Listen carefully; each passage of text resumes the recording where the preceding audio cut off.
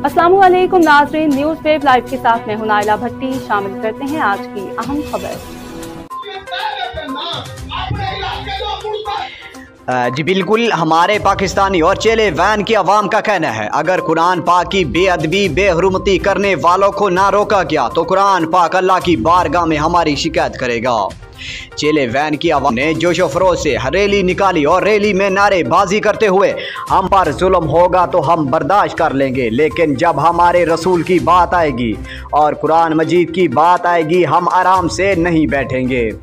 चाहे हमें जेलों में डाला जाए, चाहे हमारे टुकड़े टुकड़े कर दिए जाएं, हमारे जिस्म की एक एक बोटी उतर जाए, हम सरकार की अजमत के लिए अपनी जान दे देंगे। हम कुरान की अजमत के लिए अपनी जान दे देंगे।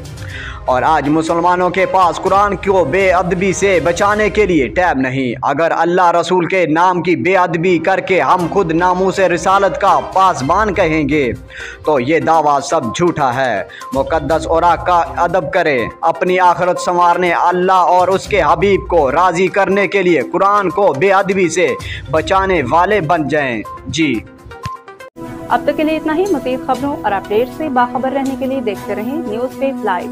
हमारे चैनल को सब्सक्राइब करें, लाइक करें, बेल आइकन को प्रेस करें ताकि नई आने वाली वीडियो आप तक जल्द पहुंच सके।